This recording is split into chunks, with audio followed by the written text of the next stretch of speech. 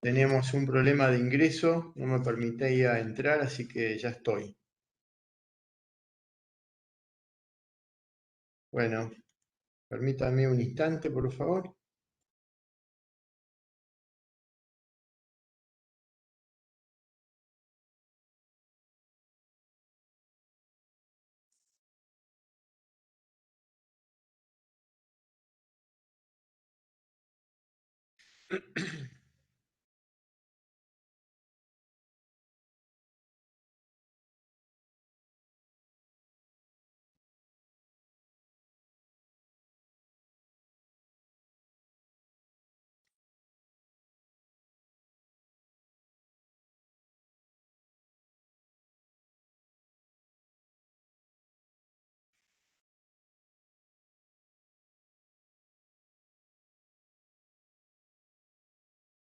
Muy bien.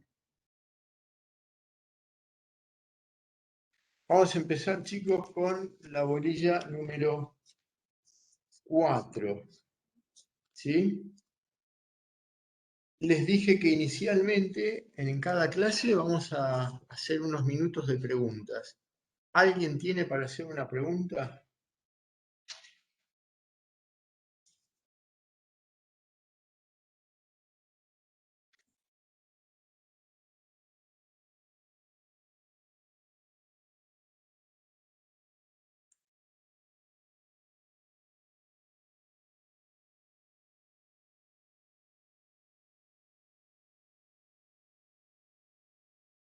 Muy bien.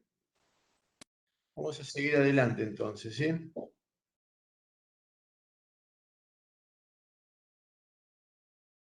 Por favor, presten especial atención a este tema, lo que vamos a dar hoy, porque es básico, es el sustrato de la materia, con lo cual vamos a tratar de darle el detalle que corresponde. Y les pido que me acompañen leyendo el programa, ¿eh? Es muy importante que se vayan familiarizando con el programa.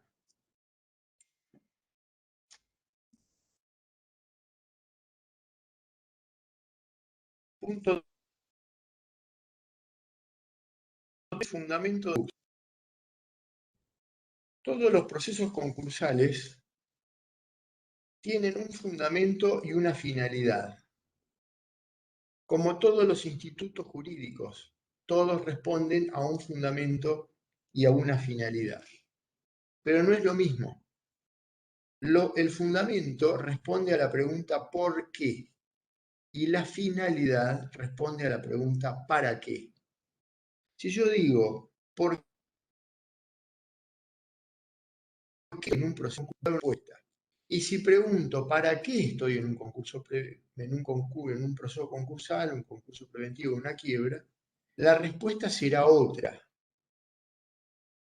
El fundamento de los procesos concursales, es decir, aquello que responde a la pregunta ¿por qué estoy en un proceso concursal?, refiere al presupuesto objetivo.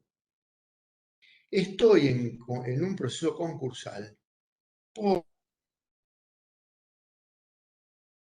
encuentro en cesación de pagos. Presupuesto objetivo. Muy importante esto.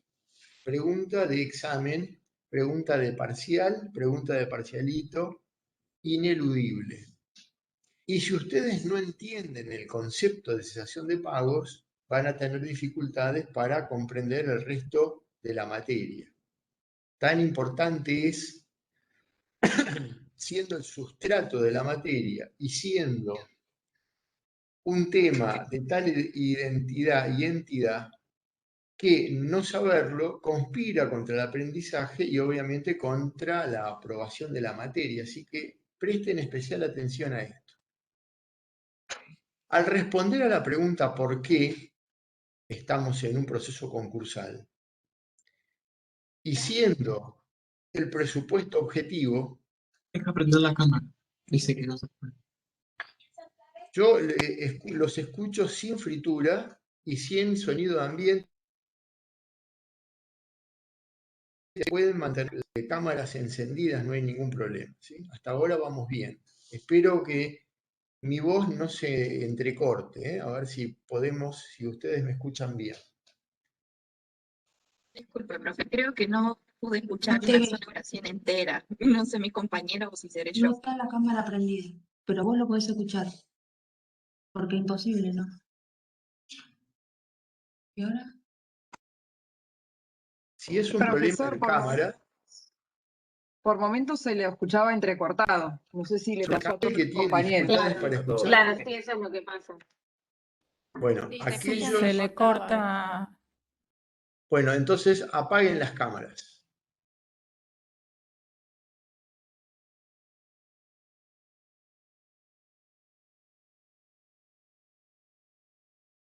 Está muteado, profesor.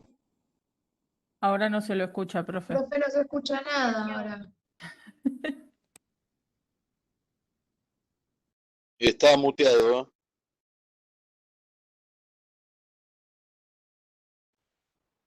Fíjese si desactivó el micrófono, profe. Claro, desactivó el Capaz sí, micrófono. se lo escribimos por el chat. A ver, ¿ahora me escuchan? Ahora sí. Sí, profe. Sí, ahora sí. Bueno, se había desactivado, se había silenciado solo, yo no hice nada. Suele pasar. Muy bien. Volvemos entonces. Siendo el presupuesto el fundamento de los procesos concursales, y quiero decirles, aclararles que cuando hablamos de concurso, es sinónimo de concurso preventivo y de quiebra. Un proceso concursal está referido indistintamente a ambos términos, al concurso preventivo y a la quiebra. Cuando hablo de concurso, estoy refiriéndome a cualquiera de esos dos. Como ahora la primera parte es concurso preventivo, es obvio la alusión al mismo. Ahora, creo que los concursos tienen distintos efectos, pero genéricamente los identificamos como procesos concursales. ¿Y por qué se denomina concurso? No es obviamente un certamen. Esto no es una carrera, no es una competencia. Se llama concurso porque el proceso concursal llama a los acreedores a que concurran al proceso a verificar los créditos antes para obtener los efectos propios del proceso concursal.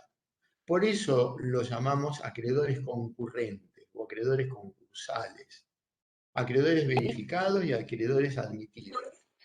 Porque Sí, se lo cortó, repito. dijo el proceso concursal se llama y se cortó. Bien, muy bien. Vamos a tener alguna dificultad hoy. Creo que vamos a estar Sí, profe, complicados. se corta bastante. ¿Usted no podrá probar con la cámara apagada, que capaz es una cuestión de su conexión? Hoy a la mañana yo tuve clase y también con el tema de la tormenta se cortaba a cada rato, así que debe venir por ahí el tema, porque estaba Bien. usando otra plataforma y pasó exactamente lo mismo. Bien, hágame un favor, Guerrero. Usted también apague su cámara. ¿Cómo no? Listo. Ahí está. Bueno, ahora, ¿me escuchan mejor? Por ahora sí se escucha bien, claro. Por ahora Se escucha sí. un poco Bueno, mejor. vamos de nuevo. Todos los procesos concursales responden a un... ¿Lo escucharon? ¿Se entendió? Mientras que la finalidad responde a la pregunta ¿para qué? El fundamento responde a la pregunta ¿por qué? Si yo pregunto ¿por qué estoy en un concurso preventivo? Me estoy refiriendo al fundamento. Y el fundamento de los procesos concursales es la cesación de pagos. Ahora, hablo de me refiero indistintamente al concurso preventivo y a la quiebra. Por supuesto que en esta primera etapa vamos a referirnos al concurso preventivo. ¿Y por qué se denomina concurso? En eso estábamos.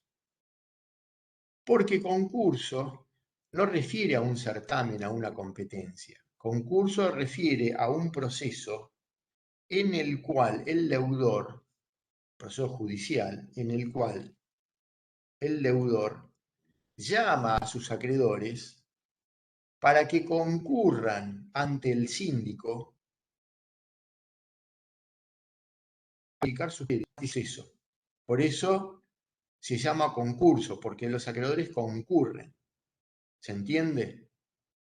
Esto quiere decir que en todo proceso concursal hay acreedores que inicialmente son acreedores concursales. Todos los acreedores de causa o título anterior al proceso concursal, al inicio, a la presentación, son denominados acreedores concursales.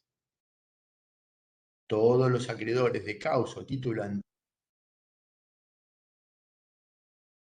a la quiebra son acreedores concursales. Una vez que se insinúan ante el síndico, solicitan la verificación de sus créditos, se presentan ante el mismo acreditando la condición de tales, pasan a ser de acreedores concursales a acreedores concurrentes.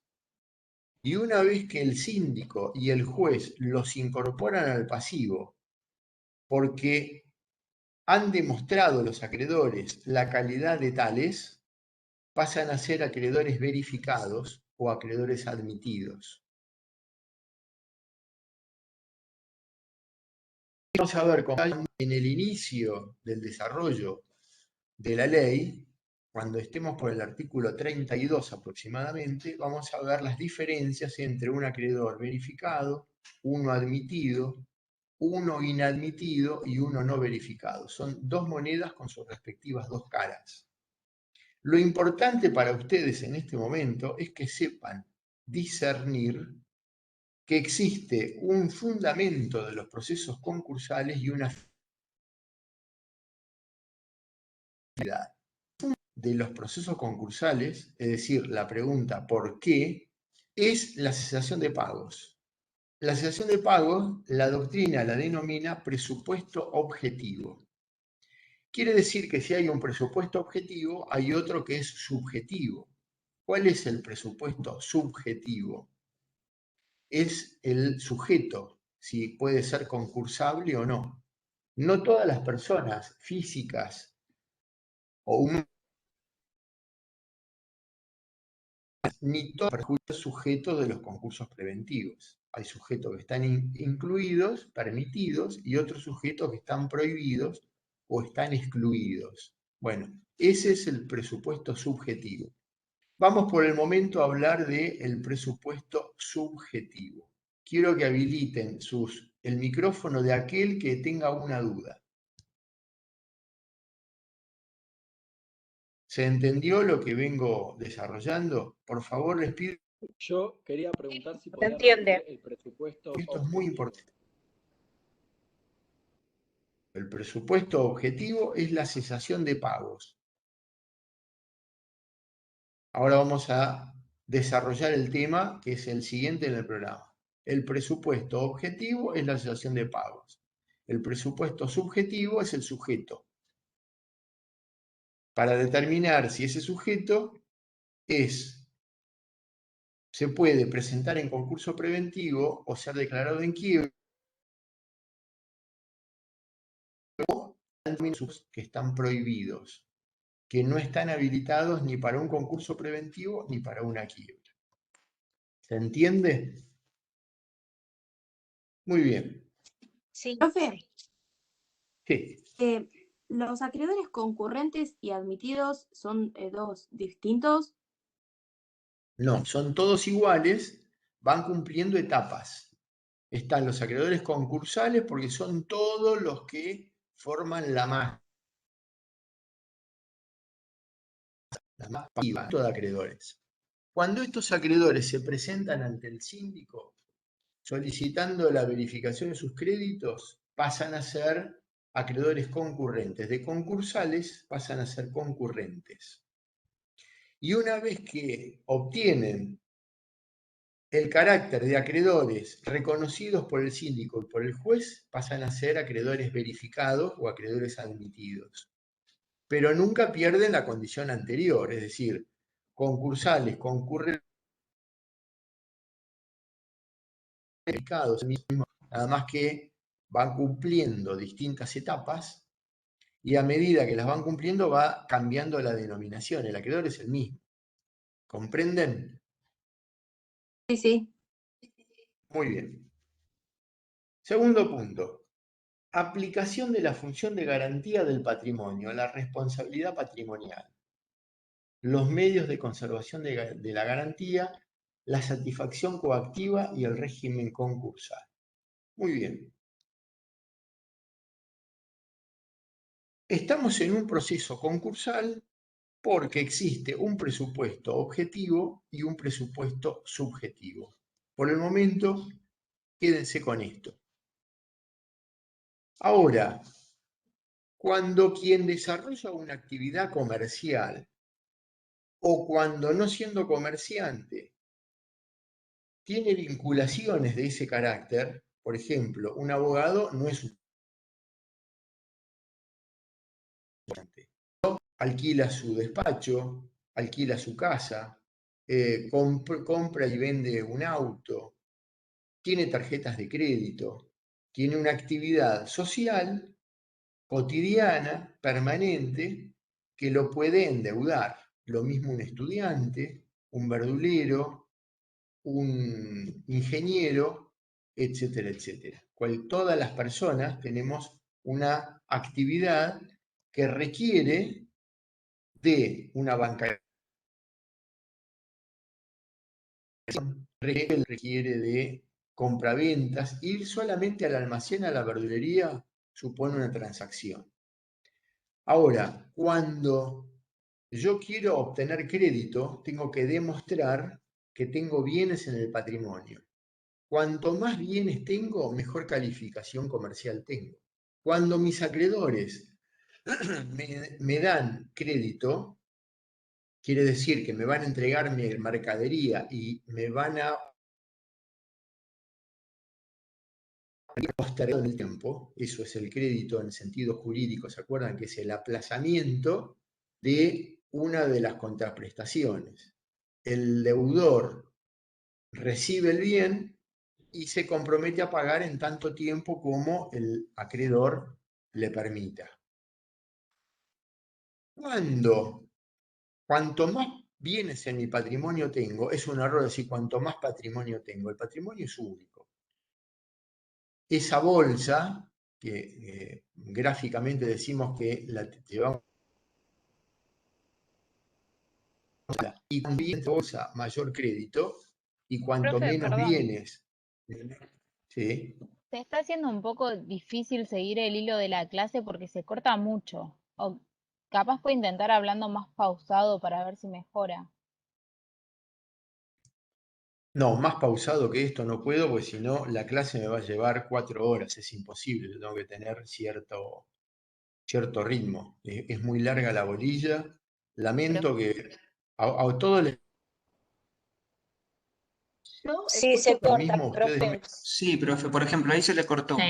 Profe, ¿usted está grabando o es el administrador, la licencia 29, el que está grabando? Está grabando directamente la licencia Webex. Ah, Las claro, porque clases, así el las video, clases se graban. sí, pero el video va a quedar cortado también. Bueno, el video no importa. El video no importa porque no estoy en video. El tema es que no puedan escuchar la clase. Esto ya no lo puedo solucionar yo. Es que la grabación, si no la hace usted, El problema de, ¿no? se corta. Igual son unos segundos nada más. Yo escucho bien igual. No tengo dificultad para seguir el hilo de la clase. La alternativa del Zoom, ¿por qué la descartamos? No, nosotros elegimos Webex porque así fue todo el año pasado. Yo tengo un Zoom que me ofreció la facultad, pero no lo estoy usando. Solamente utilizo Zoom para los exámenes de las mesas libres. Pero Zoom está maximizado, tengo entendido que opera mejor. que sea así, Y todo. es probable que con Zoom mejore, es probable, no lo sé. Bueno, voy a seguir con la clase, chicos, y espero que si se está grabando, recurran a la grabación, que ahí la van a poder escuchar y bueno, nada, no puedo hacer otra cosa, lamentablemente. No, lo lamentablemente. que yo le decía, profe, es que si la grabación la hace usted, después nosotros podemos ver la clase sin interrupciones, pero si ya la está haciendo otro de los que estamos viendo, como puede ser la licencia, va a quedar igual, todo entrecortada, y por más que vayamos a la grabación no la vamos a entender. No puedo hacer otra cosa, lamentablemente. Esta es la condición de la clase y no puedo hacer otra cosa. Y ya llevo Igual, 5 minutos disculpe, y no desarrollé el primer punto. disculpe, profesor, pero también cuando vamos con el programa y con el libro, si en esos minutos que se corta, después tenemos la posibilidad en la clase siguiente de hacer las preguntas correspondientes. Me parece que acompañando con la lectura y con lo que usted puede dar en la clase, vamos a estar bien. Ustedes tienen que estudiar en la bolilla por los libros que tiene la cátedra como indicados en la bibliografía. Yo lo que hago es dar la clase de forma magistral, no tengo otra posibilidad, pero ustedes todo esto lo tienen que estudiar en los respectivos libros. Así que tienen razón, la próxima clase me pueden hacer las preguntas, pero no puedo seguir de diálogo. Así que esta función de garantía significa que los acreedores me van a otorgar crédito en función de los bienes que tenga. Y cuando yo dejo de cumplir con esas obligaciones comerciales o de cualquier otro tipo, los acreedores van a agredir mi patrimonio para poder cobrar. La agresión de la que les hablo es jurídica. Obviamente es jurídica. Mediante juicios, que dependerá del título con el que el acreedor va a iniciar ese juicio. La segunda parte de la materia, cuando veamos letra de cambio, cheque y pagaré, llamados papeles de comercio, dentro del género títulos de crédito, vamos a ver que están munidos de un blindaje que es jurídico a través del Código de Procedimiento Civil y Comercial con el juicio ejecutivo. El juicio ejecutivo le va a permitir al acreedor agredir el patrimonio rápidamente en un proceso que es rápido y que permite trabar medidas cautelares inaudita parte, es decir, sin que el deudor conozca la existencia del proceso. Esto es una licencia que otorga el legislador al acreedor para que éste pueda rápidamente, con seguridad y con certeza, ejecutar el crédito que ha obtenido mediante un título de crédito o un papel de comercio. Muy bien. Esta función de garantía significa que el acreedor, cuanto más bienes tenga, mayor crédito va a dar. Y cuando no cumple, poder hacer acciones individuales que disponen cada uno de los acreedores. Cuando a mí un deudor no me paga y tengo firmado un contrato o tengo firmado un cheque o un pagaré, inicio una acción que es de carácter individual. Así, si tengo 10 acreedores y no le pago a ninguno de los 10, cada uno de ellos es independiente. Esas son acciones individuales. Pero cuando inicio un proceso de carácter universal, como es un concurso preventivo, o como es el proceso sucesorio, ¿no? En la Argentina tenemos dos procesos universales. El proceso sucesorio, que puede ser ab intestato o testamentario, y el proceso concursal, que puede ser concurso preventivo, o puede ser... En ese caso, cuando se inicia un proceso concursal, la acción es de carácter colectiva. Entonces, las acciones individuales ya no se pueden ejercer. Las acciones individuales se suspenden y se ejerce una acción llamada colectiva en donde el síndico tiene la potestad de representar a los acreedores, también representa al deudor y también representa que es plurilateral, el síndico. Las acciones de carácter individual se renuncian no voluntariamente, sino por mandato de la ley. No se pueden seguir ejerciendo acciones individuales cuando el deudor ingresa en un concurso preventivo o en una quiebra. Ahora, este es el género. Hay algunas acciones de carácter individual que pueden continuar siendo ejercidas, a pesar de estar en un nivel colectivo como es un concurso o una quiebra. Por ejemplo, las acciones laborales de los trabajadores pueden continuar siendo ejercidas individualmente. Otro ejemplo es el acreedor hipotecario o prendario, que puede continuar con el ejercicio de sus acciones. Otro ejemplo es aquel acreedor que todavía no tiene el carácter de tal, tiene un juicio contra el deudor concursado ante el juez natural y no lo hace ante el juez del concurso. Esas acciones continúan. Es decir, hay un género y una especie. El género es que en todo proceso concursal ya no se pueden ejercer acciones de carácter individual y se ejerce una acción colectiva. Las excepciones que ya les enumeré permiten a esos acreedores continuar o iniciar acciones de carácter individual. Ahora, fíjense qué curiosidad. Todo proceso individual, todo juicio individual, tiene un desarrollo procesal determinado. Sea un proceso ejecutivo, o sea un proceso sumario, o sea un proceso ordinario, se inician con la demanda, luego viene en un proceso ordinario, ¿no? O en un proceso que todavía no tienen procesal 2. De ahí la inconveniencia de cursar esta materia sin tener la correlativa, o lo que antes era la correlativa, que era procesal 2.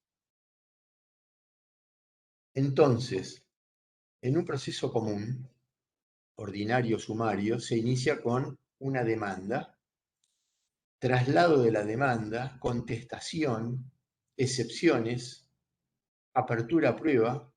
Si fuera ordinario y se forman los cuadernos de prueba, después vienen los alegatos y después viene la sentencia. Ese es el régimen común interprocesal de un proceso ordinario. Si lo vemos en un proceso ejecutivo, es mucho más acotado, porque se inicia la demanda, el juez ve que se hayan cumplido los elementos o requisitos formales, se saca el mandamiento de intimación de pago que hace las veces de notificación de la demanda, se lo intima de pago al deudor, tiene 5 días para oponer excepciones y luego se dicta la sentencia. Ahora, en un proceso Profe, concursal, ¿sí? disculpe, ¿tendría algún ejemplo de casos donde se dé el proceso ordinario y el proceso ejecutivo? O sea, hay casos diferentes donde sí o sí tiene que ser por proceso Supuesto. Voy a ordinario o sí o habilitar, sí por ejecutivo. sí, voy a habilitar la cámara a ver si, porque la expresión, la forma de que uno se expresa, los gestos ayudan a comprender. A ver si de esta manera, teniendo la cámara, ayudo y no se complica el audio. ¿Me escuchan? Sí, se escucha. Sí, profe. Sí, profe. Sí, se escucha. Sí, profe. Fíjense que un proceso ordinario, esto lo dice el Código de Procedimiento Civil y Comercial de cada provincia y de nación, determinan cuál es el tipo de proceso para la acción de que se trate. Y voy a iniciar una acción de desalojo, va a tramitar por un juicio sumario. Si voy a iniciar un juicio de escrituración, será un proceso ordinario. Si va a ser un juicio de daños y perjuicios, será un proceso sumario. Si va a ser un juicio de imputación de paternidad, va a ser un proceso ordinario. Si voy a iniciar, en cambio, un proceso para ejecutar un cheque, un pagaré, el proceso es ejecutivo. Si el banco quiere ejecutar el saldo deudor de una cuenta corriente, es título ejecutivo. Si el administrador de un consorcio va a ejecutar expensas adeudadas, va por la vía del juicio ejecutivo. Eso, ¿quién lo determina? El Código de Procedimiento, artículo 521 y 545 del CPC. Entonces, cuando ustedes quieren saber, va a iniciar un juicio y tienen la duda, tipo de proceso, por ejemplo, un amparo, es un juicio sumarísimo. ¿Y por qué sumarísimo? Porque todo se resuelve en 5 días. Por eso es sumarísimo. Es más que sumario, es rapidísimo. ¿Quién determina?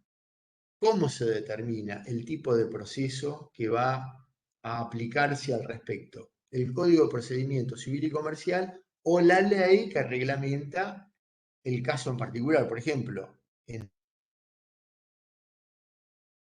esto de amparo dice que tramita vía sumarísima. Muy bien.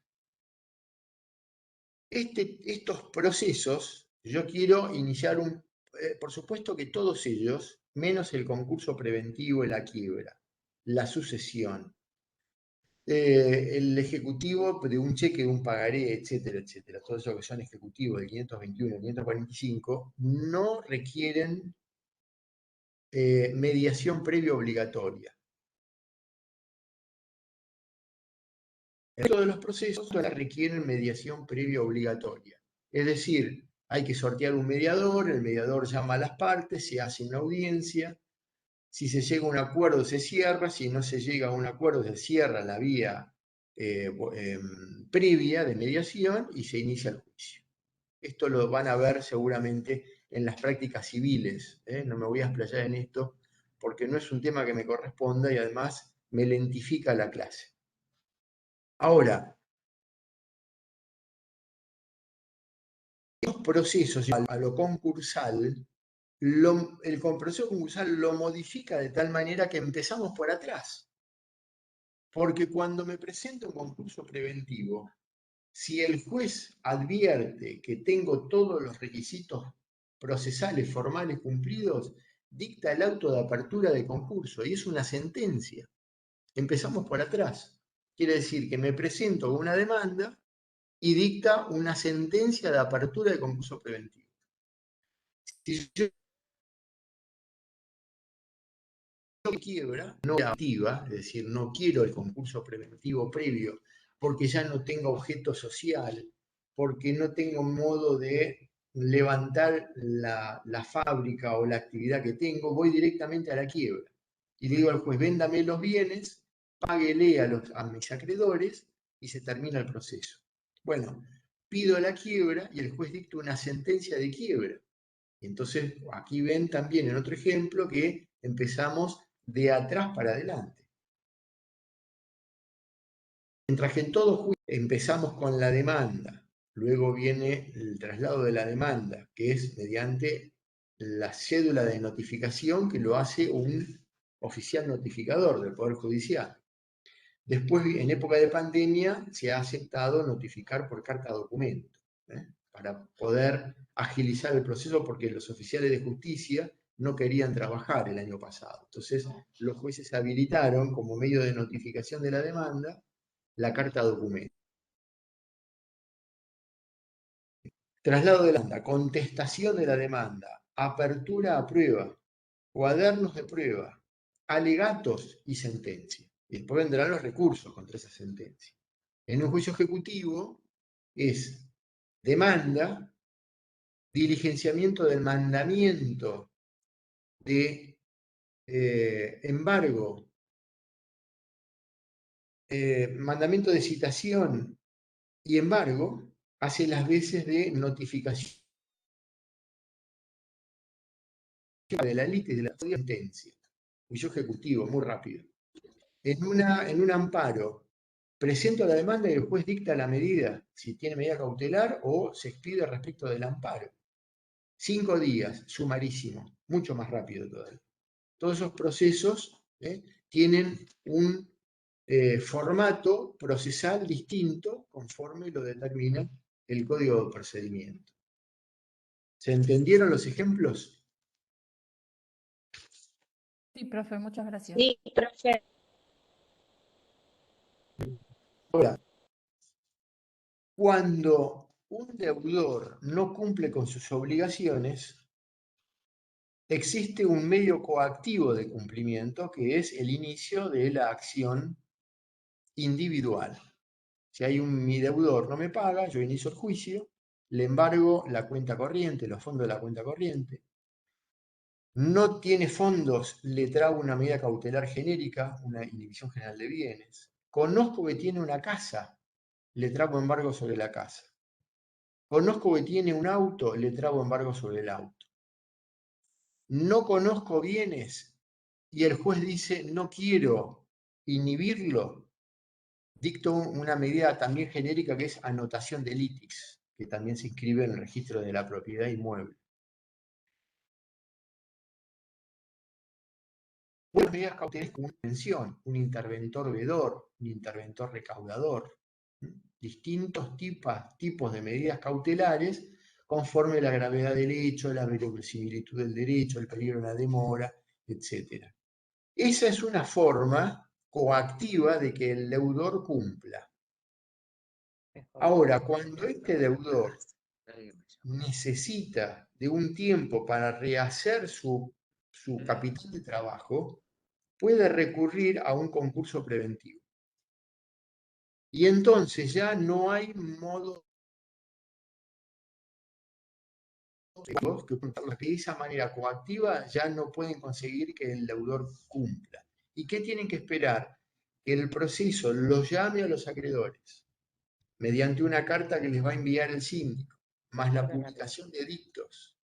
Y con las formalidades que de aquí en más veremos, se integrará la litis entre el deudor y la masa pasiva, el conjunto de acreedores. Se presentará una propuesta de pago, se irá a una votación. Si se logran las mayorías, el juez homologa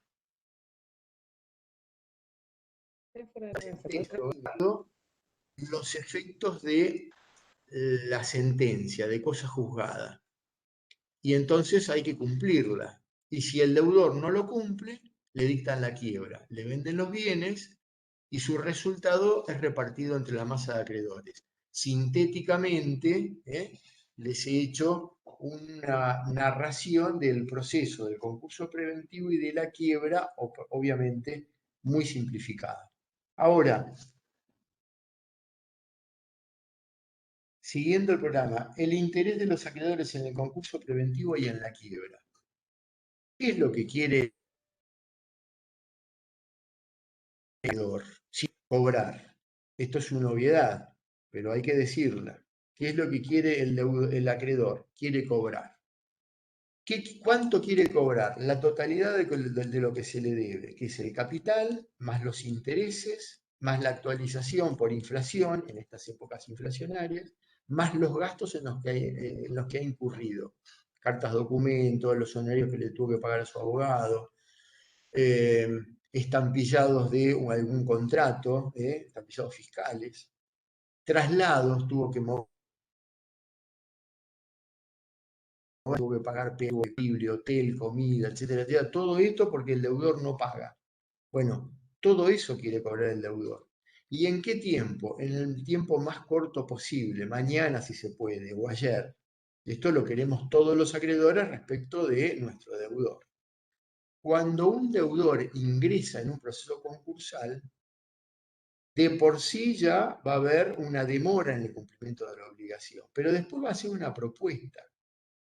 Y la propuesta de pago siempre contiene quita, espera o ambas. Otras, 98% de los casos es quita y espera. ¿Y qué es lo que se propone pagar siempre? Menos de lo que se debe. 70%, 80%, 50, 40, 20. La ley no tiene un piso, pero dice que la propuesta no puede ser abusiva ni irritar.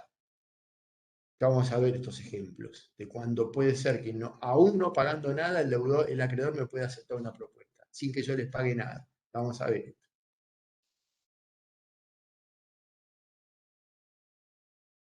Y cuando el deudor hace la propuesta, también le puede decir, bueno, no voy a pagar mañana, me voy a tomar un tiempo. ¿Y cuánto tiempo es? Y 1 año, 2 años, 5 años. Voy a pagar un porcentaje en determinada cantidad de tiempo, pagando los intereses que se devenguen en todo ese tiempo. Eso es también obvio. ¿Puede ser que no se paguen intereses? Puede ser. Raro, pero podría estar dentro de la propuesta. Voy a ver si... Ahí está. Profesor, ¿le puedo hacer una pregunta? Los acreedores, esa es la intención que tienen los acreedores en el concurso preventivo. Quieren cobrar rápidamente, tienen que esperar a que todo el proceso avance y ver de qué manera el deudor, qué es lo que le va a ofrecer el deudor. ¿Cuál es el interés del acreedor en la quiebra? Quieren cobrar sobre el producido de los bienes. Los bienes del deudor van a ser vendidos y se les va a pagar conforme un orden de privilegios. Por supuesto que todos los acreedores quieren ser privilegiados, no lo son. El acreedor que tiene que cobrar de su deudor es un acreedor común o quirografario. En cambio, un acreedor laboral es un acreedor con privilegio especial, con privilegio general, y lo que no pueda cobrar de esa manera pasa a ser quirografario. Un acreedor hipotecario es un acreedor privilegiado. El Estado, como acreedor de sus impuestos, o la municipalidad por sus tasas, son acreedores también. ¿Qué interés tienen entonces en el concurso preventivo y en la quiebra? Es totalmente distinto. En el concurso preventivo quieren que el deudor continúe con el giro ordinario de sus negocios, le quieren seguir vendiendo y quieren cobrar lo que les deben con anterioridad. En cambio, en la quiebra, donde ya no va a haber más actividad comercial por parte del deudor, lo que quieren es cobrar sobre el resultado de la venta de los bienes, la realización de los bienes.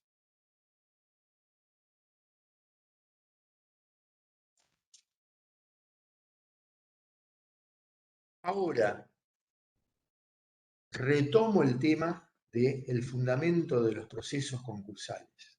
Retomo el tema del presupuesto objetivo. Para que esto suceda, para que el deudor pueda iniciar un concurso preventivo o solicitar su quiebra, tiene que demostrar que se encuentra cesante. Se encuentra in malis. Se encuentra mal, desde el deudante se lo denomina in malis. Por oposición a que cuando estoy bien, estoy en azul, estoy en caja, estoy in bonis, con doble N, opuesto a in malis. Ahora, ¿qué significa estar in malis? ¿Qué significa estar cesante? Estoy en cesación de pagos. ¿Y qué es estar en cesación de pagos? Bueno, el más importante, la materia. Es un concepto teórico. Es un concepto teórico. Pero, si es el fundamento de todos los procesos, imaginen la importancia, la trascendencia que tiene. Este es un concepto que ha variado, se ha construido a lo largo del tiempo, a lo largo de la historia. Y para esto tengo que contarles que existen 3 teorías respecto de la cesación de pagos.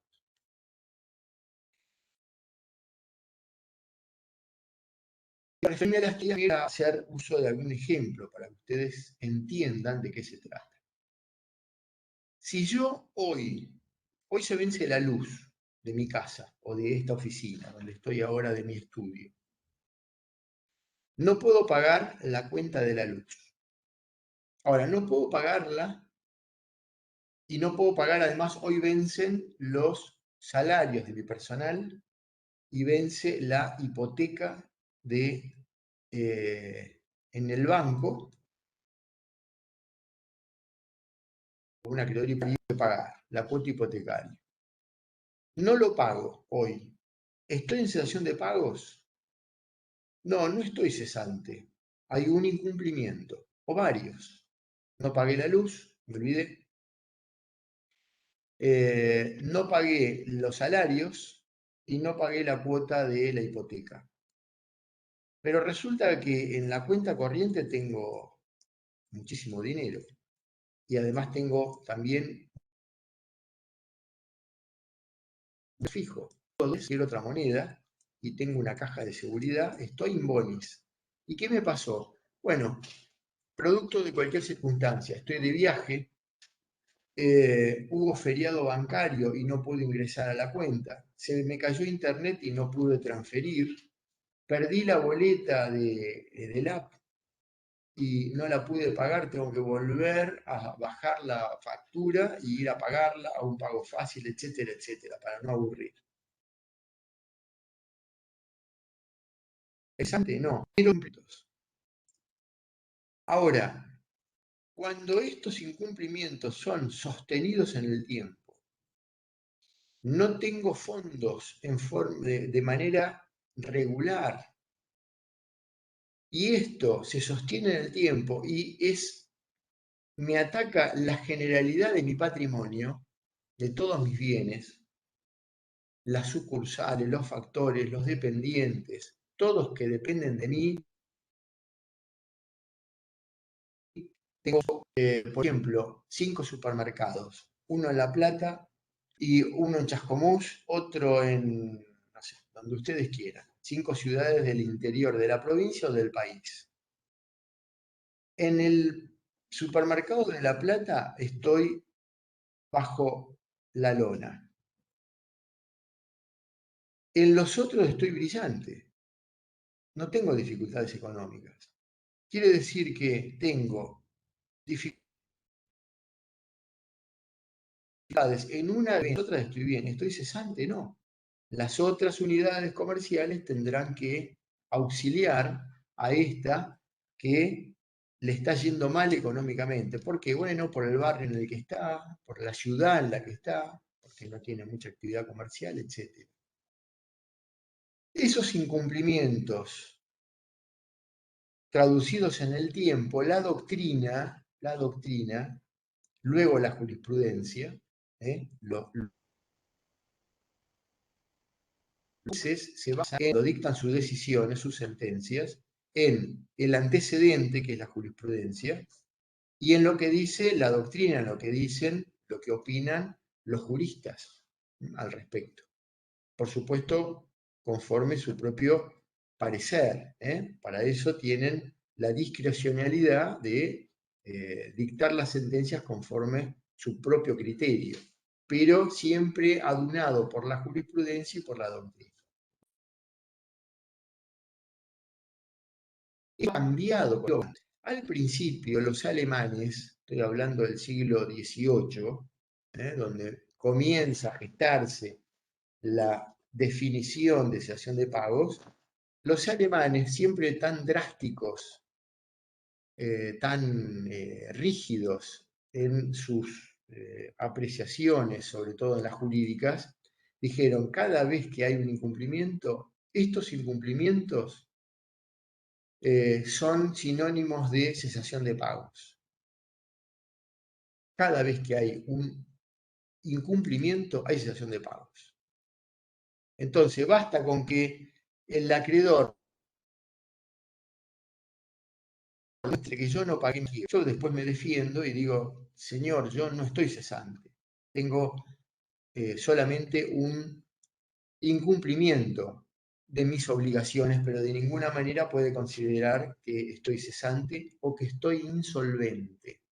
Una primera aclaración. Para la ley, cesación de pagos e insolvencia, para la ley de quiebras, 24.522, ambos términos son sinónimos. Cesación de pagos e insolvencia son sinónimos. Y para la jurisprudencia, no. La doctrina suele separar ambos términos. En un rato me voy a referir a esto. Esta primera teoría de los alemanes, llamada teoría materialista, cesación de pagos. Vuelvo sobre el tema. Cesación de pagos. 3 teorías. La primera teoría alemana, llamada teoría materialista, sostenía que un incumplimiento es sinónimo de cesación de pagos. Los franceses, ya siglo XIX/XX, ¿qué dicen? Esto es un disparate. No es un hecho el que genera una crisis del acumulación de factores, de circunstancias y de hechos que inician una crisis de ese patrimonio. Por primera vez se habla de un estado de impotencia patrimonial. Dicen, por primera vez, esta doctrina, no podemos, tenemos que desechar la cesación de pagos como un fenómeno del mero incumplimiento, de la mora en el cumplimiento de una obligación, y algo mucho más complejo. ¿Y de qué están hablando? Hablan de un estado del patrimonio que no permite cumplir sus obligaciones. Muy bien, gran avance, gran avance. Y le preguntan a estos doctrinarios juristas sostenedores de la llamada teoría intermedia. Esta teoría es la intermedia. ¿Cómo se manifiesta esta crisis, este estado de impotencia patrimonial?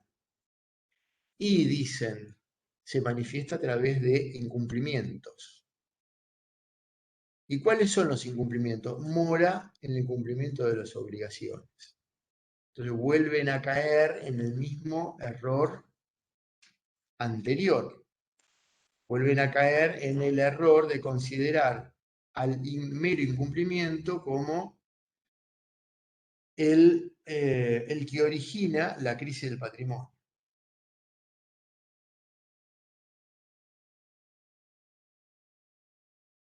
Los latinos, los romanos, los italianos y parte de la doctrina francesa desarrollan la teoría actual, que se llama teoría amplia. Actualmente, la teoría amplia dice, señores, existe una situación de impotencia patrimonial. Es verdad que hay un estado de impotencia patrimonial. Quiere decir que hay algo mucho más complejo que un mero incumplimiento. ¿Cómo se exterioriza el estado de situación de pagos? Y ahora viene un gran cambio, un gran avance. Dice, puede manifestar incumplimiento, pero hay una cantidad de razones que pueden demostrar el estado de cesación de pago, que un deudor esté cesante. No solamente el incumplimiento, que sí es habitual, que sí es requisito pedido por la ley, uno de los requisitos, pero no es el único. ¿Y qué otros elementos o qué otras pruebas hay de estar en cesación de pagos? Bueno, se llaman hechos reveladores, que en la ley argentina está. ¿Cuáles son hechos reveladores? Mora en el cumplimiento de las obligaciones, ausentarse del país sin dejar mandatario con poder especial, el abandono de la administración de los negocios. La doctrina hace muchos años, Raimundo Fernández y luego Yadarola, los maestros del derecho concursal,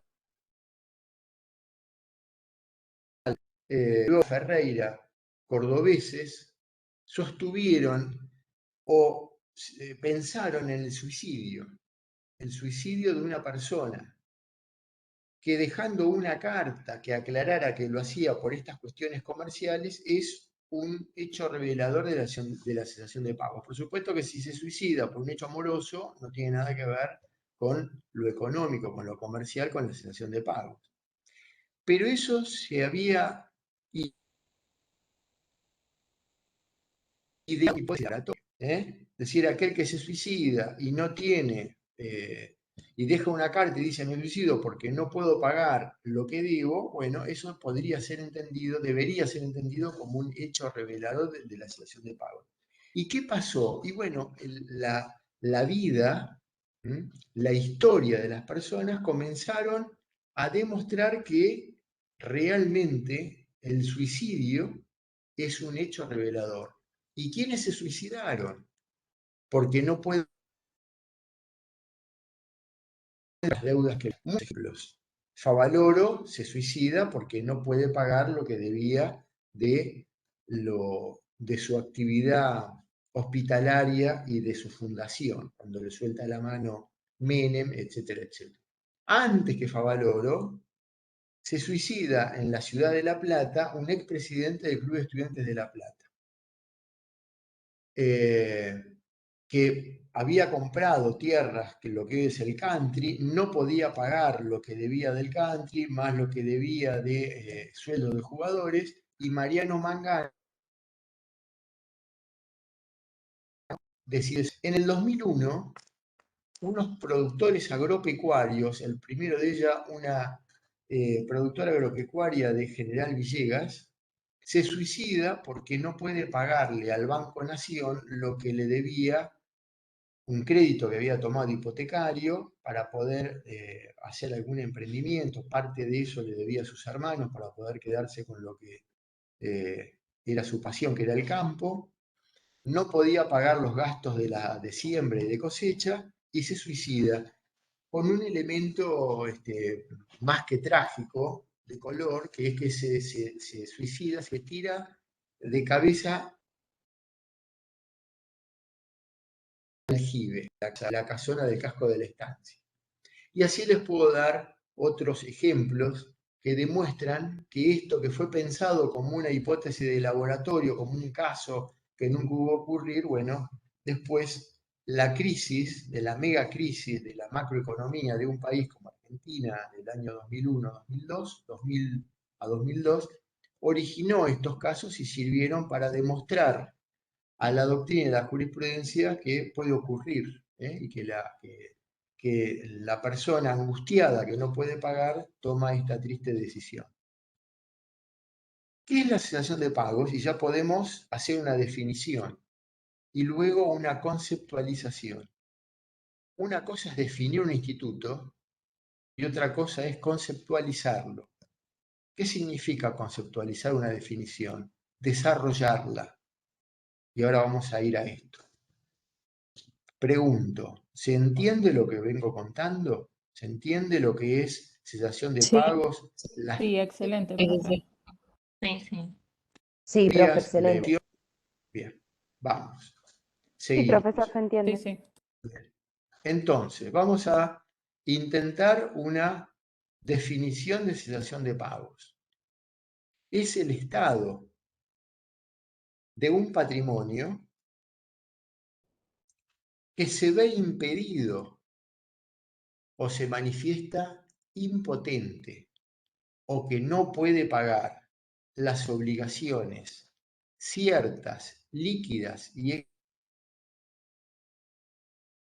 exigibles con medios regulares, existiendo O sea, o esa impotencia es generalizada y permanente. Esa es la definición. La repito, cesación de pagos es el estado de un patrimonio por el cual no puede pagar las acciones exigibles con medios regulares, existiendo generalidad y permanencia. Definición. Muy bien. Supongamos que se la estudian de memoria.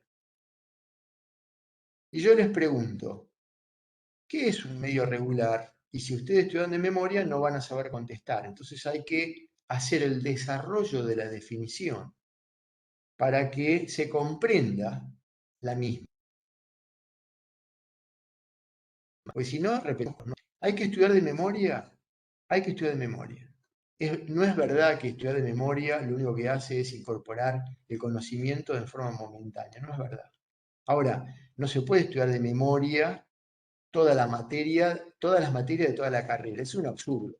No hay mente, por más religiosa que sea, que permita tal concepto, es imposible. Pero, ¿qué significa estudiar de memoria? Significa que algo lo tenemos incorporado en la memoria. Y podemos repetir cambiando algunas palabras, pero explicando el concepto.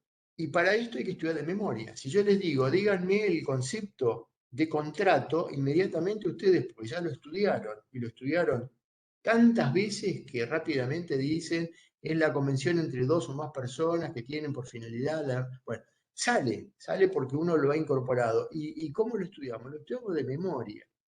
Para la memoria, no quiere decir que lo tengamos que repetir, pues si no sería el despido ideal. Les tomo el artículo tal y se termina la cuestión. No, eso es un absurdo. Pero hay que estudiar, tiene que salir rápidamente, como el paisano que dice que tiene que salir rápidamente con el poroto de la chaucha. Bueno, tiene que salir rápidamente esto, porque ya lo han incorporado. ¿Y de qué manera? Estudiando la conceptualización, el desarrollo de la definición. Entonces vayamos por partes.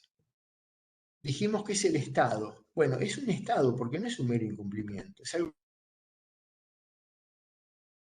complejo. Hay una cantidad de causales que terminan por originar la crisis del patrimonio y la cesación de pagos. Es un Estado. ¿De qué? Del patrimonio. De todos los bienes, sí, de todos los bienes que conforman el patrimonio. ¿Y qué no puede hacer? Y no permite pagar. Pero no permite pagar las obligaciones que ya son exigibles, las obligaciones que ya están vencidas. Porque si yo tengo todo mi pasivo, si yo pagar entre enero y junio del año 2022, yo no estoy cesante. No estoy cesante porque las deudas no son exigibles. No es un pasivo corriente, es pasivo no corriente. Todo lo que ya está vencido se llama pasivo corriente. Y todo lo que está por vencer se denomina contablemente pasivo no corriente. Si yo tengo todo mi pasivo no corriente, no es exigible. En consecuencia, esas deudas tienen que estar exigibles, vencidas, ciertas, porque no puede ser que un acreedor me venga a querer cobrar lo que no se sabe que debo. Si yo debo el 10% de la cosecha, el acreedor me tiene que decir la totalidad de la cosecha fue 1000, me debe 100, porque es el 100%. Esa me permitirá cumplir la obligación. Si yo no tengo la deuda cierta, exigible y líquida es la disponibilidad del cumplimiento de la obligación, porque me dicen, bueno, pagame. ¿Y cómo pago? ¿En qué cuenta? ¿Cuál es el desarrollo de capital, de intereses y de gastos? No está liquidada todavía, entonces no te puedo pagar. Entonces, siguiendo con ese concepto de la definición, es patrimonio de los bienes que no me permiten pagar lo que ya es exigible, vencido, cierto y líquido. ¿Y de qué manera no lo puedo pagar? Con medios regulares. Esta es una cuestión muy importante. ¿Por qué tiene que ser cierto, líquido, exigible y no lo puedo pagar con medios regulares? Y porque yo puedo estar pagando desde que yo estoy en cesación de pagos. ¿Y por qué voy pagando? Y porque voy malvendiendo el producto por debajo del costo, por ejemplo. O estoy malvendiendo los bienes que son de capital. Estoy vendiendo un camión que vale 1 millón de pesos y lo estoy vendiendo a 500.000. Es ruinosa la operación. O todos los meses que estoy pagando mis deudas, voy al banco y pido un crédito.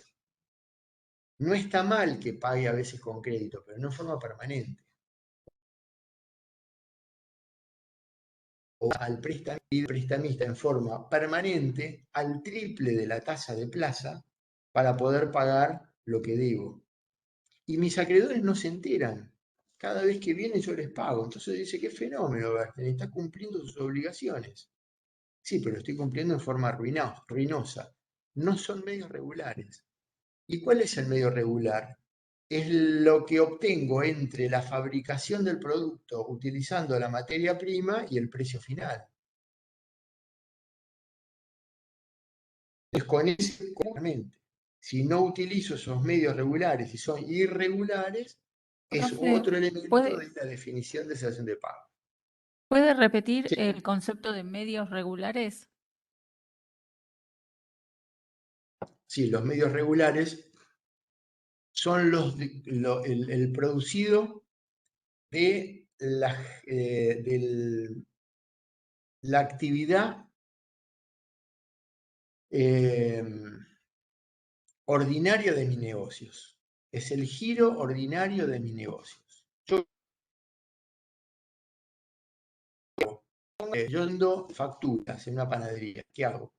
Compro la harina, la fabrico, compro la harina, le incorporo los demás ingredientes. Tengo la producción, la vendo y con el resultado de la venta pago los insumos, los impuestos y los salarios. Eso es un medio regular, ¿o no? ¿Se comprende? Soy un Sí, empleado profe. público, soy empleado de la universidad, cobro un sueldo como profesor. Una vez que cobro, pago todas mis deudas. Pago la patente del auto, pago la tarjeta de crédito, pago los empleados del estudio, y etcétera, etcétera. Con lo que gano como profesor no va a alcanzar.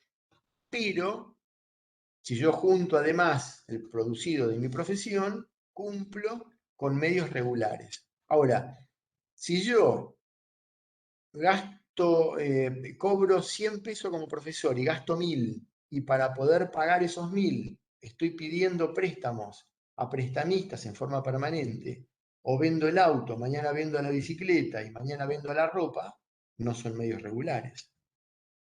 ¿Se entiende, no? Es una obviedad, disculpen, pero es la forma más gráfica de explicar. Eso es medio regular. Giro ordinario de los negocios, medios regulares. Profe, Sí. ¿podrá repetir el concepto de liquidez? Que debe ser líquida, las obligaciones. La cuenta tiene que ser líquida. Sí, la cuenta tiene que ser líquida. ¿Qué significa líquida? Yo tengo que conocer cómo se compone el crédito de mi acreedor. ¿Qué es lo que me viene a reclamar el acreedor? Me dice, me debes 1.500 pesos, Omar. Bien, explícamelo. Bueno, son 1.000 pesos del producto que te vendí y no me lo pagaste. Más 6 meses de mora, más los 1.500. Bueno, ahí yo puedo conocer el desarrollo del crédito. Esa cuenta se llama líquido, porque responde a una liquidación, a un desarrollo del crédito. Cierto, por otra parte, porque conozco ya de dónde viene. Es cierto, porque ya se produjo la condición, tengo que pagar. Te voy a pagar si yo cobro en los próximos 30 días. Bueno, ha cobrado entre los próximos 30 días, pagame. Condición suspensiva. O condición resolutoria. Si se me inunda el campo. Bueno, se inundó el campo, no se paga. Condición suspensiva o resolutoria. Ya lo han estudiado ustedes en obligaciones hace tiempo, pero vale el ejemplo. El concepto de liquidez es conocer. También puede ser desde el punto de vista contable, estar líquido, estar en cash. Tener dinero y no tener bienes. Esto también es importante resaltarlo. Mire, quizás lo veamos. Quizás no. Yo hoy puedo tener 10 departamentos y 5 camiones. Tengo que pagar sueldos.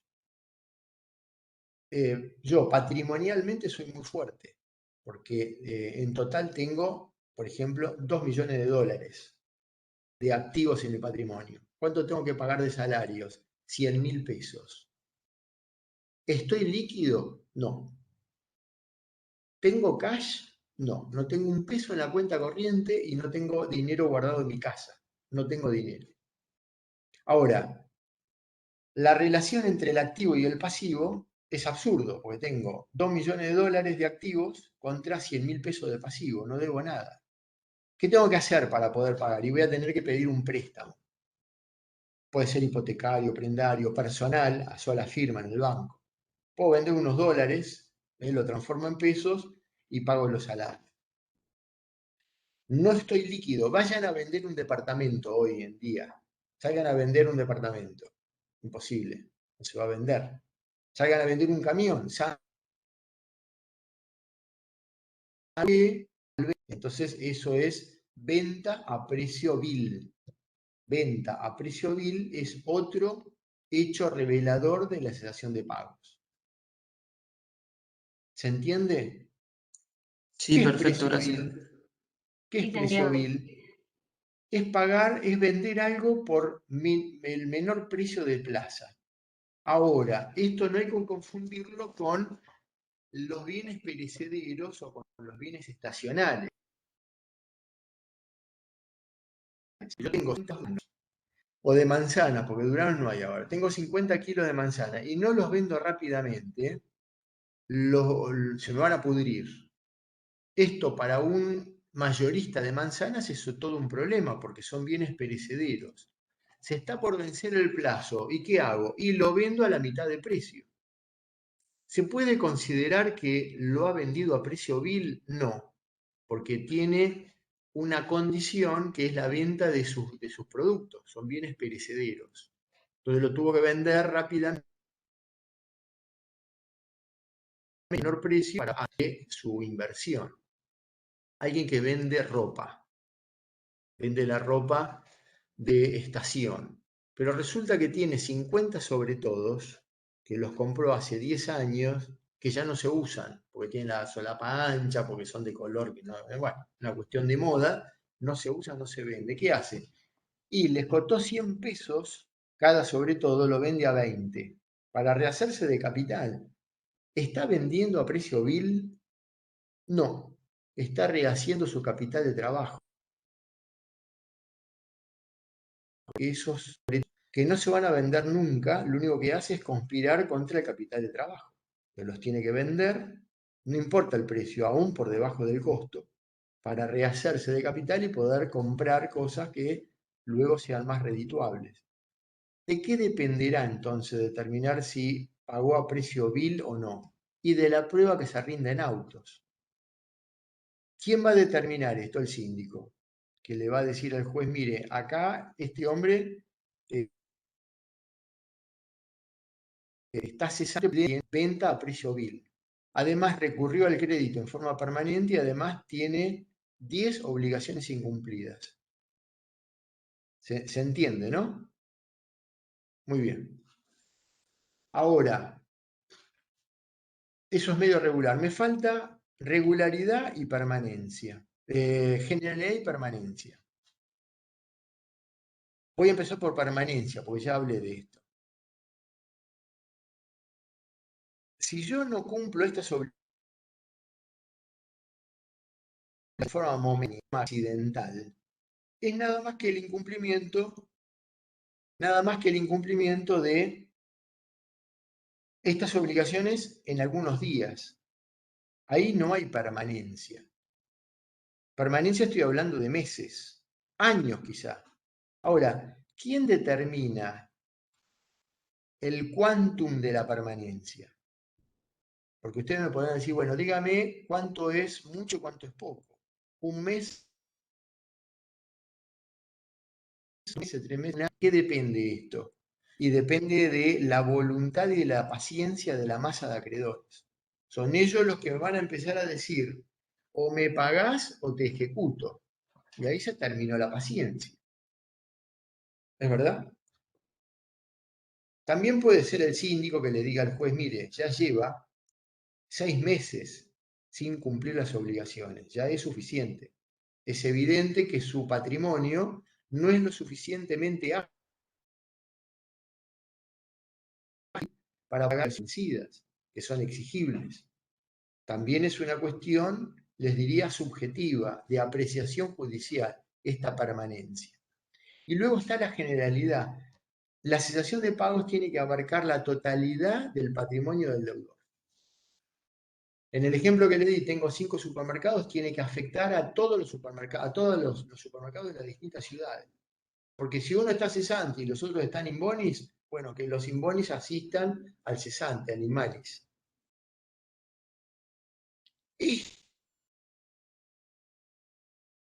Depende. Y esto es lo que tiene que demostrar el deudor cuando se presenta ante el juez. Una parte de la doctrina a la que adhiero en la ciudad de La Plata, el ex titular de la cátedra número 1, Roberto Lavigne, dijo: nuestra ley tiene un mix entre la teoría materialista y la teoría amplia. Recuerden que tenemos 3 teorías: la materialista, la intermedia y la amplia. La doctrina de Argentina está enrollada. Una parte de la doctrina, Lavigne fue el primero que lo vio, adhiero a esto, Lavigne fue mi maestro, y el de casi todos de las cátedras 2 y 3. Dice, momentito, la ley de concurso de quiebra argentina requiere que el deudor demuestre que tiene obligaciones ya ciertas, líquidas y exigibles vencidas. Pero no solamente una obligación, sino otros hechos reveladores. Quiere decir que, por un lado, estamos enrolados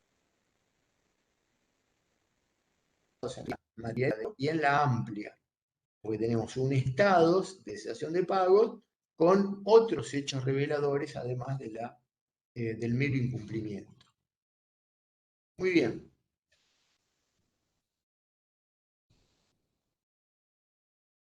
¿La cesación de pagos es lo mismo que la insolvencia? Les dije que para la ley son sinónimos. Ahora, para la doctrina, ¿es lo mismo? No quiero ser demasiado técnico en esto. Dar 2 o 3 conceptos y nada más para que ustedes sepan que no es lo mismo. Pero para el desarrollo de la materia, para la ley es lo mismo, ¿para qué la voy a complicar? ¿Qué dicen algunos autores? Y la insolvencia es peor que la cesación de pagos. Mientras que el cesante no puede cumplir con las obligaciones que ya son cierta, líquida y exigible, el insolvente no puede cumplir ni una sola. Es más grave que la cesación de pago. Para otros dicen, y la insolvencia es un término contable y la cesación de pagos es financiero. Puede ser de género, especie, de gravedad, puede ser. Para nosotros son sinónimos. Así que cuando yo digo el deudor insolvente, es cesante. Y si es cesante o insolvente, está en cesación de pagos. Bien. Ahora, todos los que están en un proceso concursal, todos los deudores que están en un proceso concursal, ¿están necesariamente cesantes? Ese es el varias excepciones, hay 4 excepciones a esta regla. Hay sujetos, personas que están concursadas o fallidas y están in bonis. ¿Y cómo es esto? Y bueno, porque a lo largo de la materia vamos a ir viendo cuáles son estas situaciones. Les cuento un artículo 4 de la ley, concurso en el extranjero o quiebra en el extranjero. Ese sujeto además tiene bienes en el país. Bueno, se puede concursar en el país, aunque acá esté in bonis, porque tiene un proceso de quiebra en el exterior. Otro, artículos 68 y 69. Concurso, basta que en un grupo económico, por ejemplo, integrado, puede ser 2 o más. Pero para dar un ejemplo, hay 3 integrantes de un grupo económico. 2 están in bonis y 1 está cesante. El grupo económico puede presentarse en concurso preventivo. Aún los 2 que están in bonis, eso no obsta a que se presente en concurso preventivo. ¿Y por qué le permite? La ley tiene que esa cesación de pagos de uno de los miembros termine por contagiar al resto, entonces le permite el concurso a todos. Acuérdense que siempre es preferible un concurso preventivo que una quiebra, entonces le van a permitir a un conjunto de un grupo económico, un conjunto de empresas, de sociedades, de personas, concursarse aunque no todos estén cesantes. Otro ejemplo, el 69, dice que el fiador, deudor principal de in bonis, por la misma razón de que la ley le permite, previendo que el cumplimiento de la obligación de fianza lo termine perjudicando y lo quiebre o ingrese en cesación de pago, entonces le permite concursarse aunque esté in bonis. Acá vamos a tener que probar algunas relaciones entre activo y pasivo, entre la capacidad económica y la fianza, y tengo una fianza otorgada de 10 pesos, no me voy a concursar porque sería un absurdo. Pero si es equilibrado, tengo $1.000.000 y di una fianza de $1.000.000, aunque yo esté cumpliendo mis obligaciones y esté in bonis, es probable que la fianza que otorgué termine por contagiarme y originar mi propia cesación de pagos. Y en ese caso me va a permitir concursar.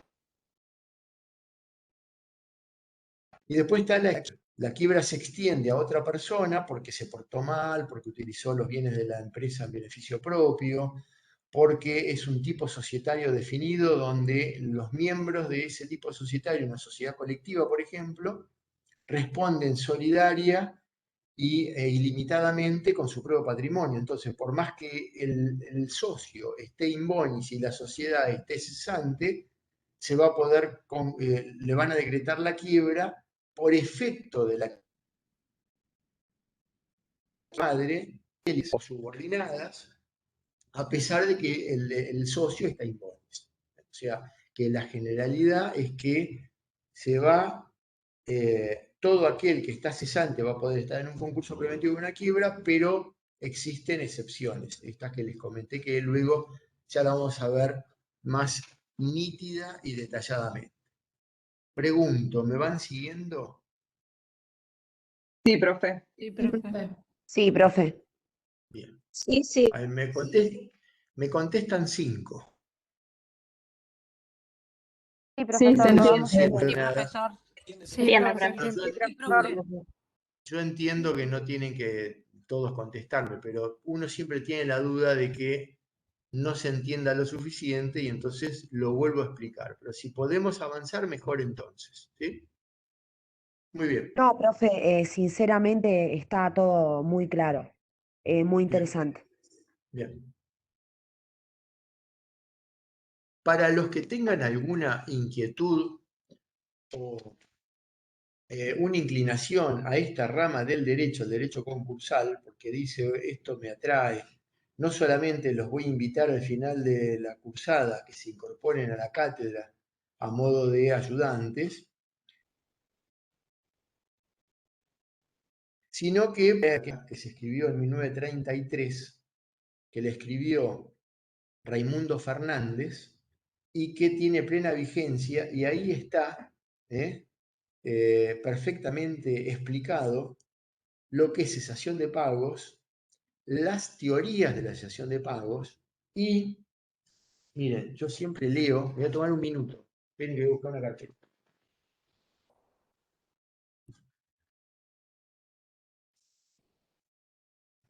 Yo siempre leo esto para que vean que esta materia es compleja, que nosotros lo entendemos, nosotros sabemos que es así.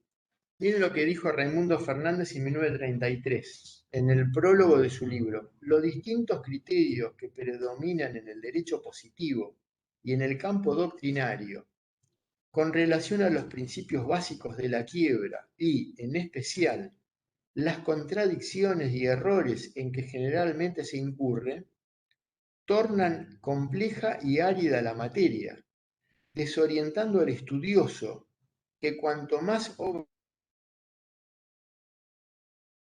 resulta, o sea, que si Raimundo Fernández dice que la materia es árida y compleja y que cuanto más se lee uno más desorientado está, por supuesto que entiendo que a ustedes se les presente cierta dificultad cuando cursan y estudian la materia, mucho más a los libres que no tienen el apoyo del docente. Así que esto es así, es una materia media complicada. Pero, como dijo uno de ustedes, es interesante porque es una materia que nos acompaña en lo cotidiano.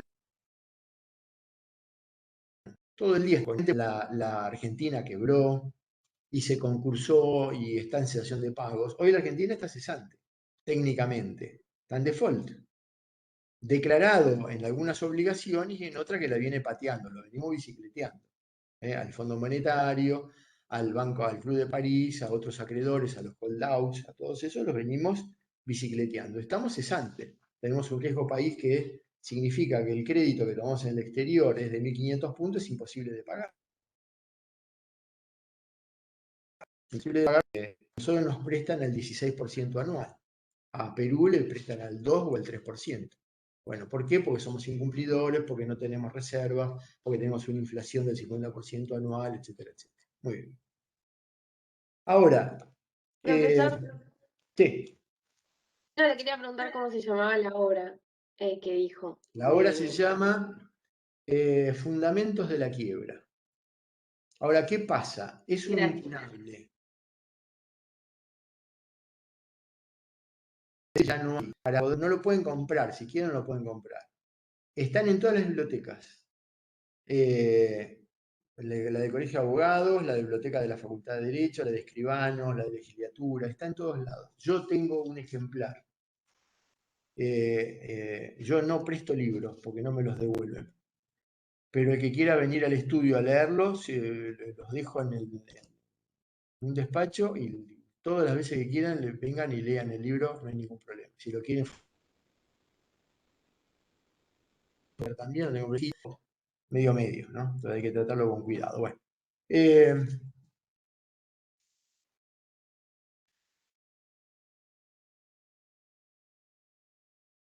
Entonces tenemos cesación de pagos, concepto y teorías, ya están. Relación con la insolvencia, ya está.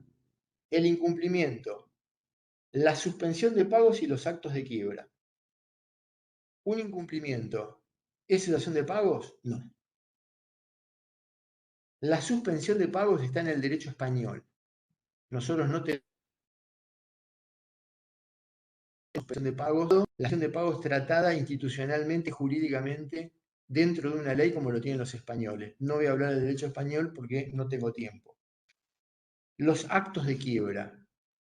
Los actos de quiebra, para que en el derecho argentino son los hechos reveladores, en Estados Unidos los actos de quiebra da lugar a que el acreedor pida medidas cautelares. Nosotros no lo tenemos eso. ¿Está bien? Nosotros no tenemos actos de quiebra con efectos jurídicos. Jurídica de la cesión de pagos, ya lo vimos. Evolución de la explicación teórica, ya lo vimos.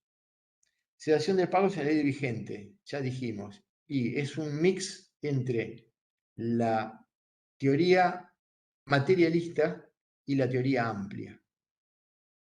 Pero pueden ver autores, muchísimos de ellos, incluso si van a estudiar por Rivera, van a ver que él dice: nosotros estamos enrolados en la Argentina en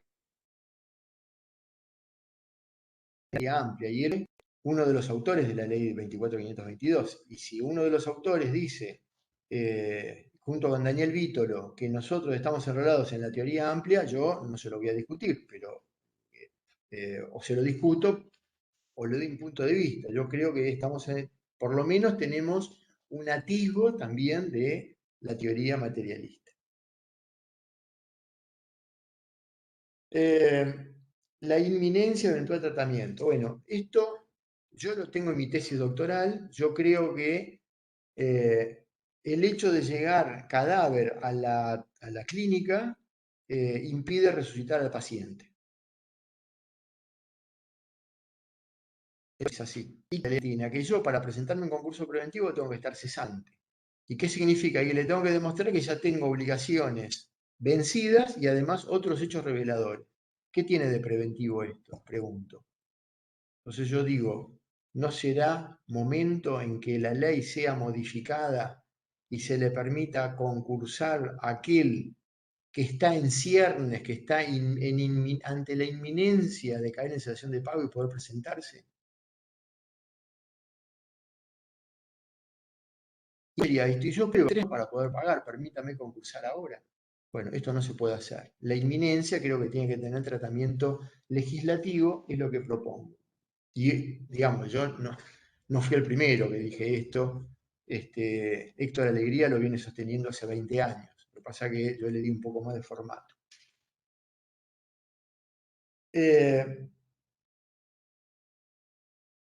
El resto de los puntos los dejo que los estudien ustedes. Vamos a la unidad legislativa de los sujetos y procedimientos. Estamos frente a un único proceso entre el concurso preventivo y la quiebra.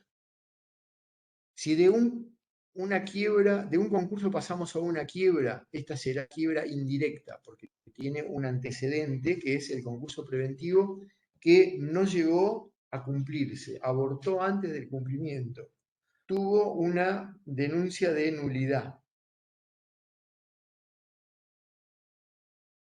Entonces, la que se volvió para atrás. Bueno, entre el concurso preventivo y la quiebra no hay dos procesos distintos, es el mismo proceso, hay una unidad de proceso dividido en dos etapas. Y además tenemos unicidad de proceso para los comerciantes y los no comerciantes. Las leyes de quiebras argentinas anteriores a la 19.550, o sea, hasta el año 1972, los comerciantes se regían por la ley de concursos y quiebras y los no comerciantes por el Código Civil y Comercial, Código de Procedimiento Civil y Comercial local de la provincia de que se tratara o de nación. Hoy eso no existe. Y sea o no comerciante, artículo primero de la 24.522, no importa el origen ni la naturaleza de las obligaciones del sujeto, puede presentarse en concurso preventivo de ser declarado en quiebra. Así que no importa que sea ama de casa, estudiante, abogado, médico, piloto de avión o taxista, cualquier persona capaz de la capacidad pedida por la ley civil y comercial, conforme al Código Civil y Comercial, cualquier persona puede ser declarada en concurso preventivo o en quiebra, siempre y cuando se cumplan los requisitos formales, los requisitos de forma, los requisitos procesales. ¿La ley de concurso de quiebra es de fondo o es de forma? Una vieja discusión. Antiguamente se decía que la ley de concursos de quiebra era una ley meramente de forma, sin contenido, y se regía por los postulados del Código de Comercio. Esto no es así. Hoy actualmente el derecho concursal es una rama del derecho autónoma y autárquica y tiene una ley que modifica al resto de las ramas del derecho y tiene principios, fundamentos y atributos propios propios. O sea, tiene reglas procesales que le son también propias. Y todo aquello que procesalmente no esté dispuesto o pensado en la ley de concurso y quiebras se rige por el Código de Procedimiento Civil y Comercial local, en donde esté aplicando. Pero no cabe duda de que la ley concursal es de fondo, no es una ley de forma. Muy bien. La relación, la competencia. No voy a hablar de la competencia porque ese es el artículo 3 de la ley, lo vamos a ver cuando empecemos el desarrollo de la ley, el desarrollo en sí mismo de la ley. ¿Cuándo vamos a empezar a ver la ley? Vamos a empezar con la bolilla número 6. Cuando veamos la 6, ahí empezamos a analizar artículo por artículo la ley de concurso y quiebras. Mientras tanto, todavía teoría. Todavía nos falta toda la 4 y, o sea, lo que desarrollamos de la 4 más toda la 5. Muy bien. ¿Cuál es la relación, dice el punto 15, relación del derecho concursal con el derecho constitucional? Artículo 75, inciso 12 de la Constitución Nacional, dice que el Estado Nacional se reserva, entre otros, códigos de fondo, Código Civil, el Código Penal y la Ley de Bancarrotas. Yo lo tengo acá. Artículo 75, inciso 12 de la Constitución Nacional. Se reserva el Estado Nacional dictar los códigos civil, comercial, penal, de minería y del trabajo y de seguridad social, en cuerpos unificados o separados, sin que tales códigos alteren las jurisdicciones locales, correspondiendo su aplicación a los tribunales federales o provinciales, según que las cosas o las personas cayeren bajo sus respectivas jurisdicciones, y especialmente leyes generales para toda la nación sobre naturalización y nacionalidad, con sujeción al principio de nacionalidad y en beneficio de la Argentina, así como sobre bancarrotas, sobre falsificación de la moneda corriente y documentos públicos del Estado, y las que requiera el establecimiento del juicio por jurados. Entonces, la ley de bancarrotas tiene su fundamento legal en la Constitución Nacional. Artículo 75, inciso 12.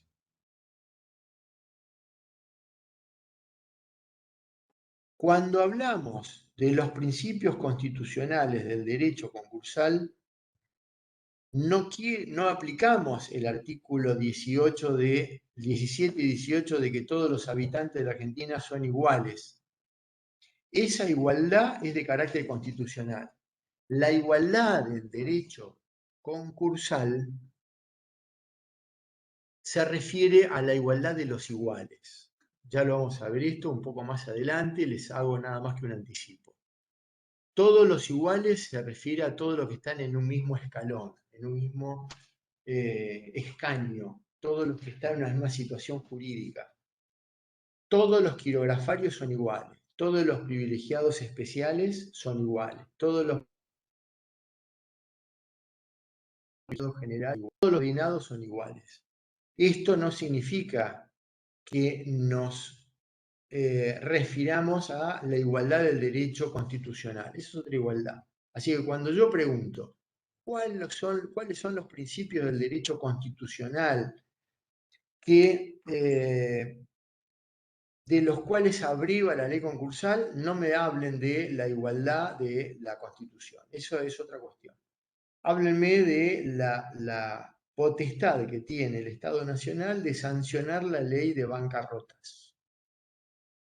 Ley de bancarrota que ya saben, ya les dije, ley que rompe el banquito, que no se sabe bien de dónde viene, de dónde arrancó, si los romanos, si los persas, si la feria de Salamanca, etcétera, etcétera. Le rompían el banquito, lo ponían delante de la tarima donde ofrecían los productos para mostrar que ese comerciante de la feria era un indeseable, que los propios comerciantes querían sacarlo, para que no se contagiaran de la falta de prestigio, no desprestigiaran al resto de sus pares, del resto de los comerciantes. Muy bien.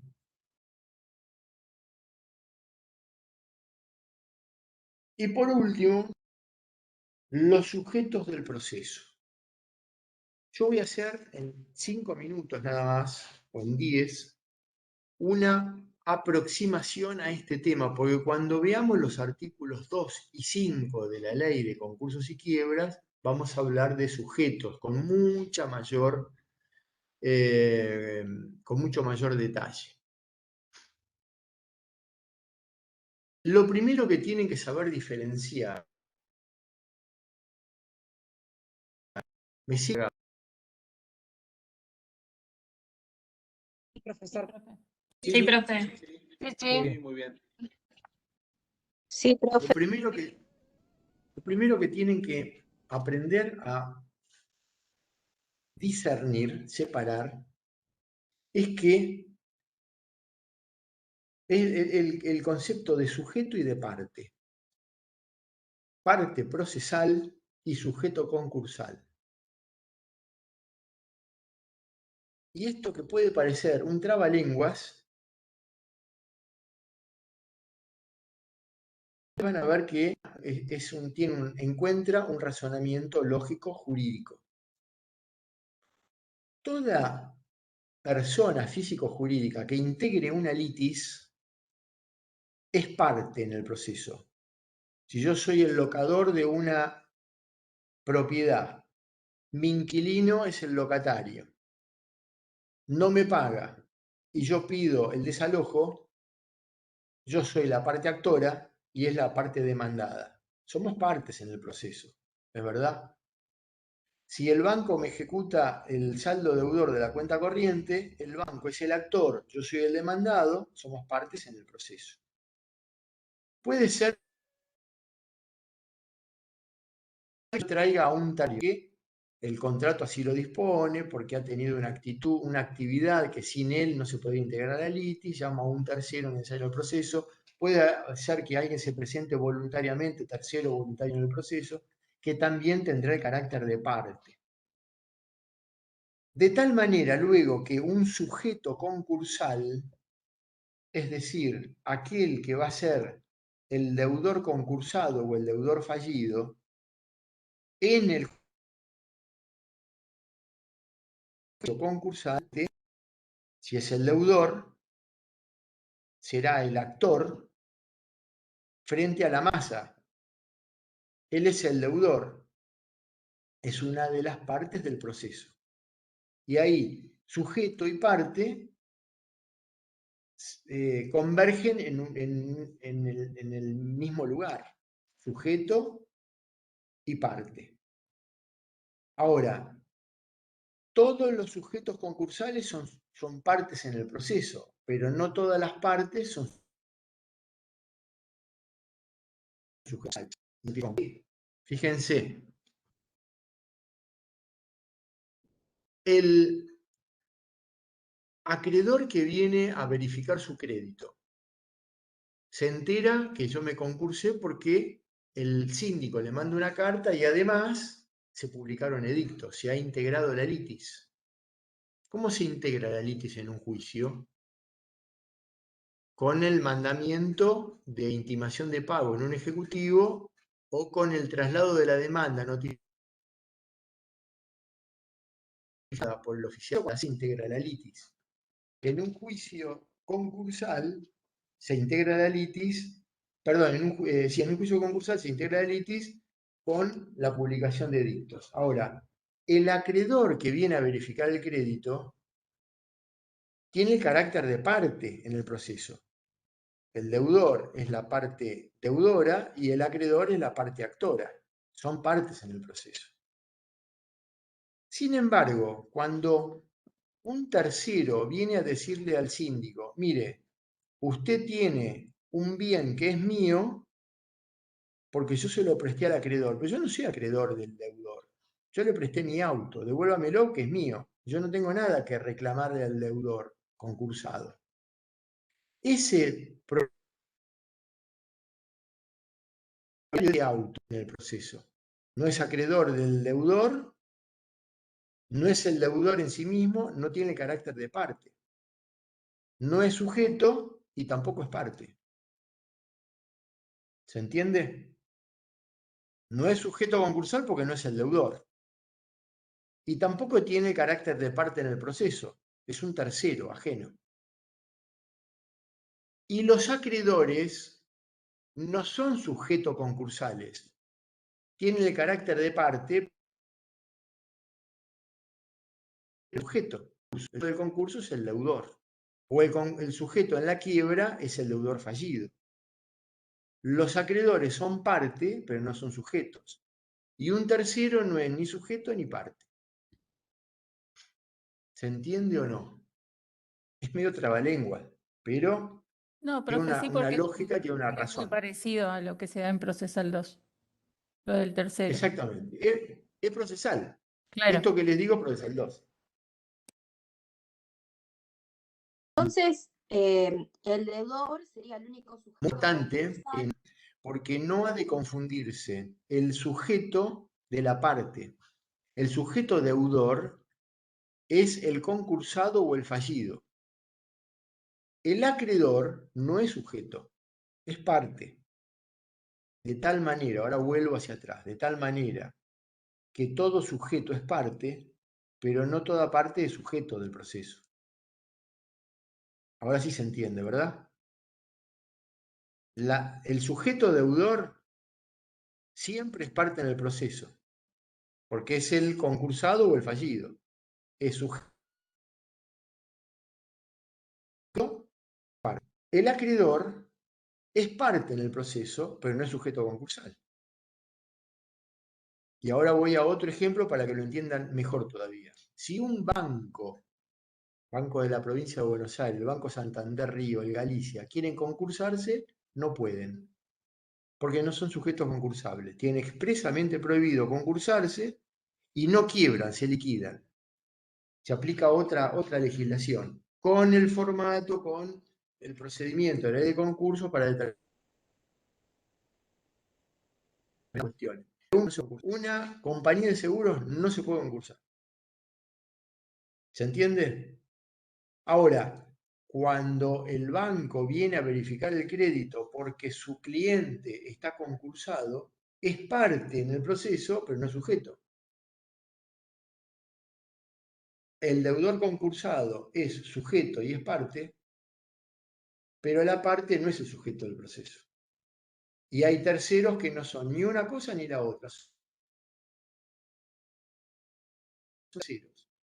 Que es de ellos o el reconocimiento de un derecho sin tener el carácter ni de sujeto ni de parte. Cuando veamos sujetos del proceso, quiénes pueden ser y quiénes no, y en qué ha variado a partir del dictado de la ley del nuevo Código Civil y Comercial, porque se han incorporado sujetos que antes no estaban. Por ejemplo, se incorporó el consorcio de propietarios, de la vieja llamada propiedad horizontal. Vamos a ver con opiniones que son absurdas, pero están dentro de la ley. Se habían incorporado antes a los estados indígenas, a las poblaciones indígenas y sus tierras, porque era inembargable. Bueno, ahora finalmente no se los incorporó en el Código Civil y quedaron afuera. Hay otros que no pueden ser sujetos concursables y otros nuevos que sí lo pueden ser. La sucesión del fallecido, el puber, el menor que no ha nacido todavía, y que van a ser representados por sus representantes naturales. Bueno, hay mucho para hablar al respecto, pero quiero quedarme tranquilo que hoy han entendido cesación de pagos, sujeto y parte. Si es así, cosa que descarto, me alegro, y no me pueden decir que no, doy por terminada la clase. ¿Puede ser? Sí, ¿Hay profe, alguna muchas gracias. pregunta? Sí, gracias, profe. Gracias. Gracias, profe. Contesto todas las Gracias, profe. preguntas. Nos Entendido. quedan... Muchas Gracias, gracias, profe. profe. Hasta luego. ¿Tiene una pregunta? No, profe, se entendió re bien, la verdad, súper claro. Súper clara la clase, en serio. Sí, profe, muy clara, la verdad. Excelente. Una Bueno, pregunta Sí. chiquita. dígame. ¿La traba de la litis cuándo era? ¿Con la publicación de edicto o cuando se notificaba al acreedor? Cuando Con se la publican publicación de edictos. Publicación. con la publicación de edictos, todos los procesos universales, la sucesión y el concurso preventivo y la quiebra, se notifica, se traba la litis con la publicación de edictos. Lo que pasa es que la ley concursal además le obliga al síndico a cursar una nota, pero si no lo hace, no nulifica el proceso. En cambio, la falta de publicación de edictos sí lo nulifica. ¿Se Esa era mi duda. entiende? Sí, esa era Muy mi bien. duda, sí. Esa nota que tenía que hacer el síndico, por ahí lo unificaba, pero no. Bueno, listo. No. Gracias. Hasta Le va a luego, originar profe. excesivos deberes, pero no nulifica el proceso. Muy bien. Nos vamos a la otra clase. Arrivederci. Chau, chis. Chau. Chao, Chao. hasta la próxima clase. Gracias, profesor.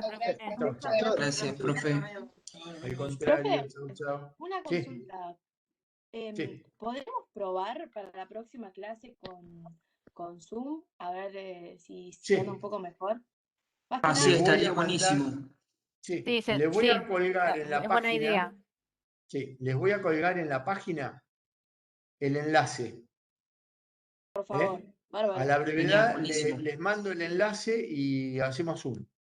Sí, Me mejor. encanta, me muchas parece. gracias. Muy bien. Gracias. Gracias, profe. Chau, chau. Gracias. No, quedamos así. Hasta luego. Chau, Bárbaro. chau. Buena semana. Hasta luego. Chau, chau.